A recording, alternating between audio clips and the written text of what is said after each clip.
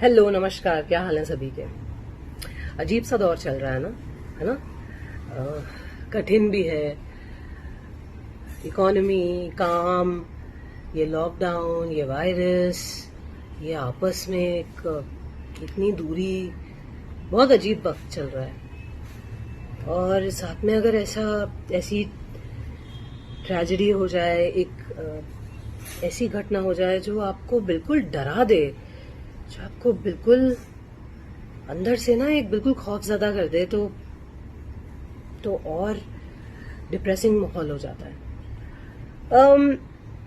मैं of course आप जानते हैं कि इसका संदर्भ सुशांत सिंह राजपूत के संदर्भ में मैं ये बात कर रही हूँ, लेकिन मैं मेंटल इलनेस और सुशांत के बारे में उन्होंने ऐसा क्यों किया, इस बारे में मैं कोई टिप्पणी नहीं देना चाहूंगी, क्योंकि मैं नहीं जानती थी कि उन्होंने ऐसा क्यों किया। इसलिए मैं उनको वो रिस्पेक्ट, वो डिग्निटी जरूर देना चाहूंगी, क्योंकि हम सब उनसे बहुत इंस्पायर्ड थे।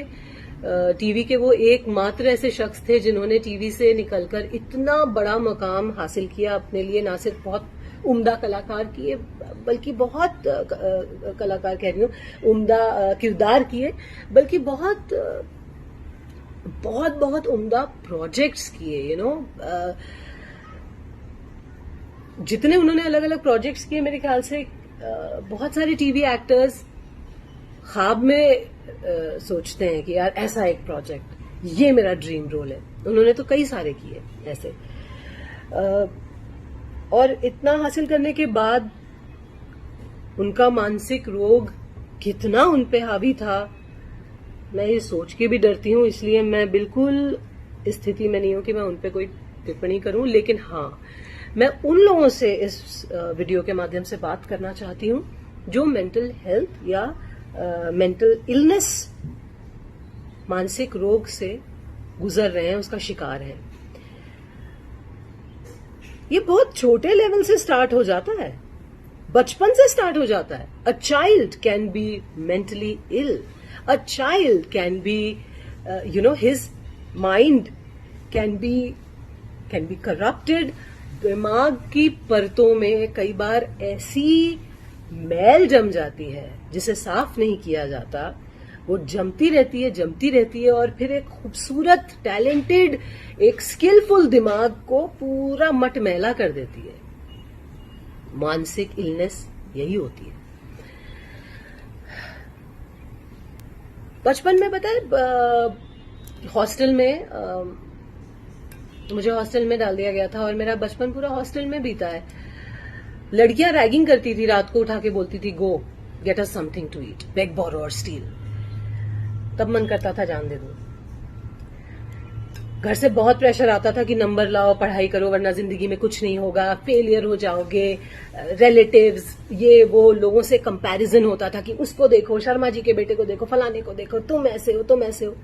मन करता था जान दे दूं। अभी मैं देख रही हूँ कि हर कोई आपस में लड़ रहा है। एक तो कुछ भी होता है यहाँ हमारे देश में, या अच्छी चीज होती है तो लोग आपस में लड़ने लगते हैं, कोई दुर्घटना होती है, कोई ट्रेजेडी होती है तो लोग आपस में एक ब्लेम गेम करके जो चला गया है उसके साथ खड़े हो जाते हैं। लेकिन जो लोग हैं, जो गुहार लगा रहे हैं या जो बात कर रहे हैं, अपनी बात कहना चाहते हैं, उसको खूब ट्रैश करते हैं, लड़ते हैं, हेट, ब्लेम, ये सब शुरू हो जाता है। और हर चीज हमारे देश में पॉलिटिकल हो जाती है। कुछ भी हो, किसी के घर में कोई खाना बने तो उसका भी श्रेय या उसका दिस थिंग पॉलिटिक्स हो जाता है। और मैं ये कहना चाहती हूं कि जब एक सेलिब्रिटी, जब एक इतना इंस्पायरिंग, इतना चार्मिंग, इतना खूबसूरत इंसान जब विवश होके, अपने मानसिक रोग से विवश होके, या जो भी रीजन हो उससे विवश होके अपने प्राण हर लेता है,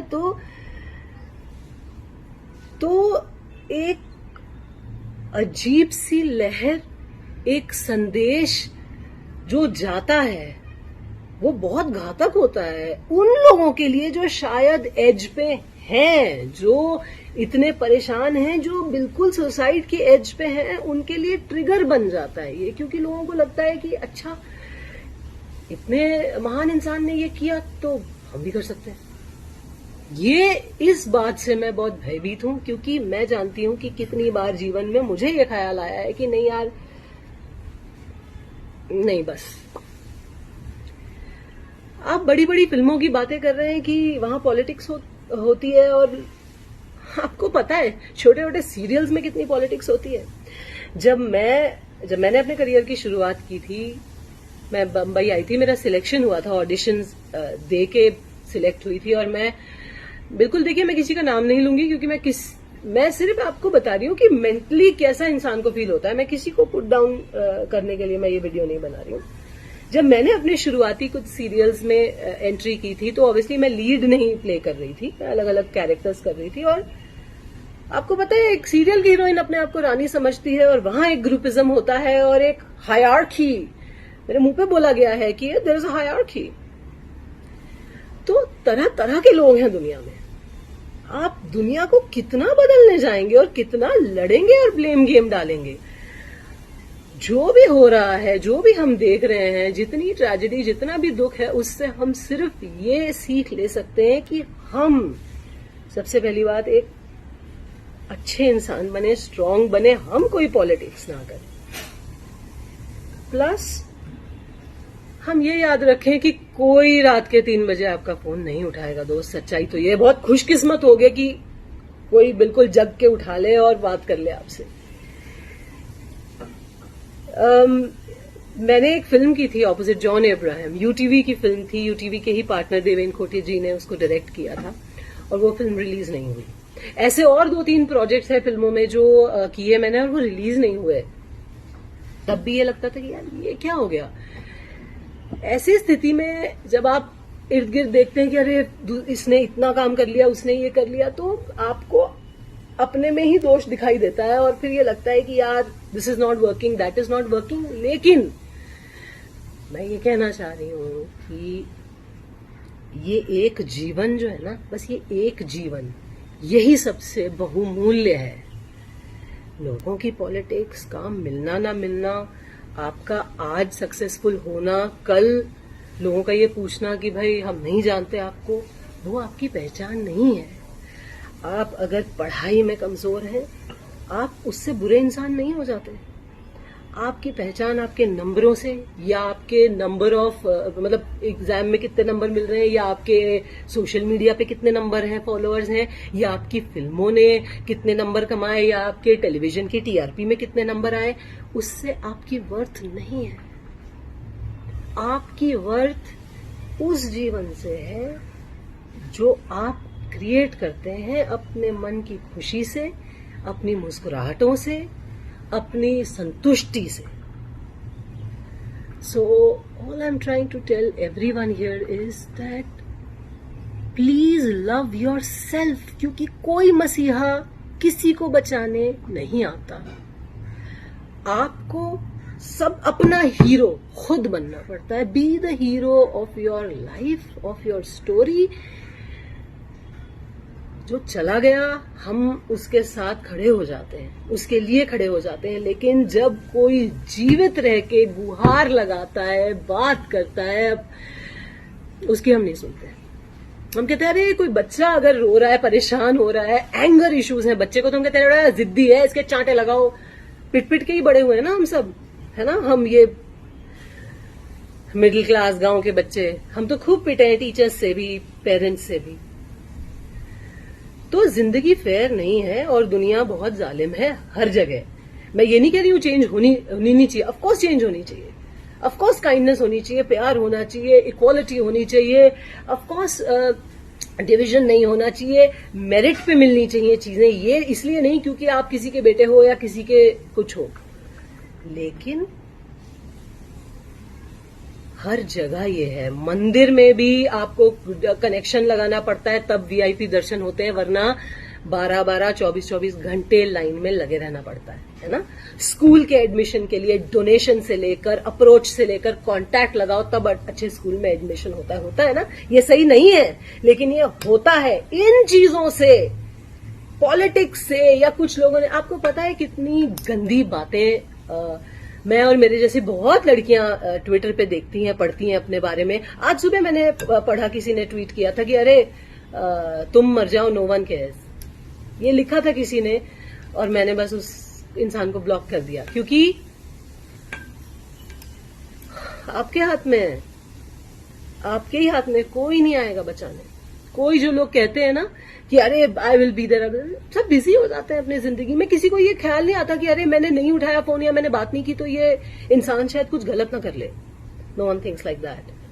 B the hero of your life, be strong, love yourself. अपने से ऊपर किसी को समझना नहीं, अपने ऊपर हावी मत करना किसी को, लेकिन छोटे बड़ों के आगे प्रेम और स्नेह समेत झुकना जरूर, है ना, लेकिन घुटने मत टेकना, never give up, never, because ये दुनिया वर्थ इट नहीं है कि आप अपनी जान दे दें। तो प्लीज कोई भी लोग अगर स्ट्रगल कर रहे हैं, जूझ रहे हैं, मैं इतना ही बोलूंगी कि मैंने ये सारी फीलिंग्स महसूस की है और मैं उसमें से उबर के आई हूं।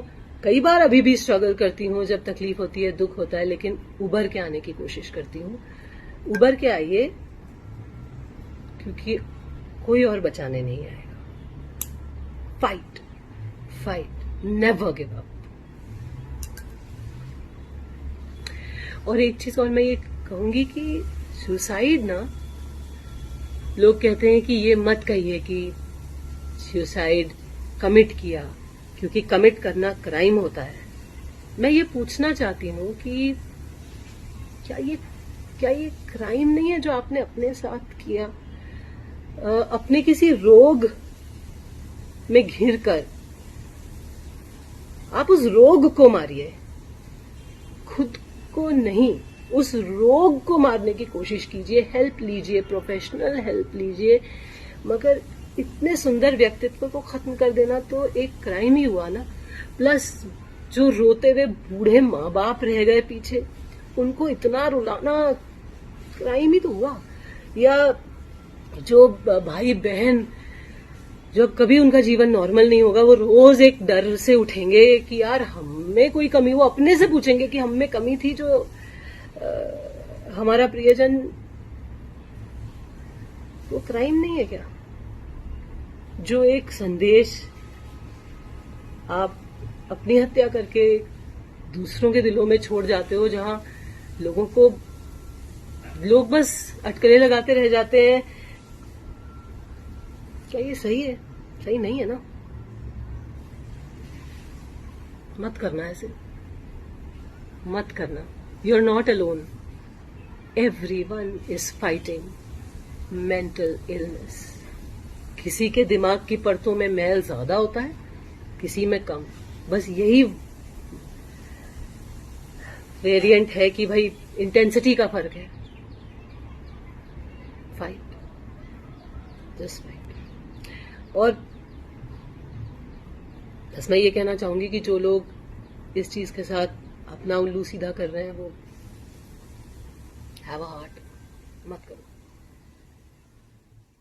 बॉलीवुड इंडस्ट्री की हर खबर और नई वीडियोस देखने के लिए फेसबुक पर लाइक, इंस्टा पर फॉलो और यूट्यूब पर तड़का बॉलीवुड को करें सब्सक्राइब।